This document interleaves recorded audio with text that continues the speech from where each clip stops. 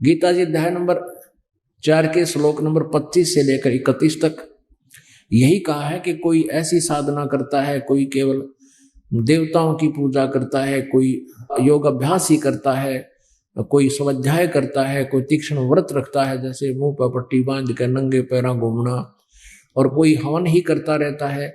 और इस तरह के सभी अपनी अपनी साधनाओं को मोक्षदायक जानते हैं। इसलिए गीता जी अध्याय नंबर 4 के श्लोक नंबर 32 में कहा कि इस प्रकार के जो मैंने 24 गीता अध्याय नंबर 4 के श्लोक नंबर 25 से 31 तक जो जानकारी दी है यज्ञों की यानी धार्मिक अनुष्ठानों की, इस प्रकार के अनेक प्रकार के धार्मिक यज्ञ यानी अनुष्ठानों की जानकारी चौथे अध्याय के 32वें श्लोक में बता रहे हैं। उस ब्रह्मणे मुखे सच्चिदानंद घन ब्रह्म द्वारा दिए गए अपने मुखारविंद से ज्ञानमय कबीर वाणी में सच्चिदानंद घन ब्रह्म की वाणी में विस्तार से कहे गए, और उनको जानने के बाद फिर सब कर्मों से तू मुक्त हो जाएगा।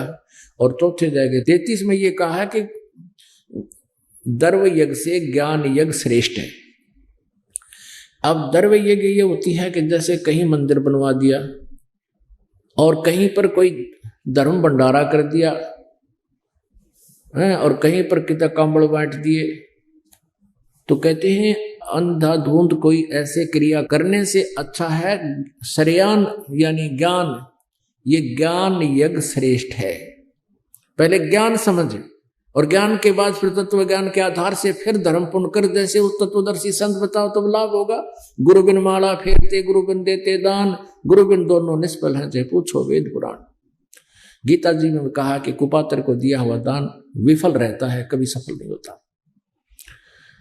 तो गीता जी अध्याय नंबर 4 के श्लोक नंबर 34 में कहा कि उस ज्ञान को चौथे अध्याय के जो 32वें श्लोक में जिस सच्चिदानंद घन ब्रह्म ने जानकारी दी है उसकी न अपनी मुखारविंद से उस ज्ञान को तत्वदर्शी संतों से समझो।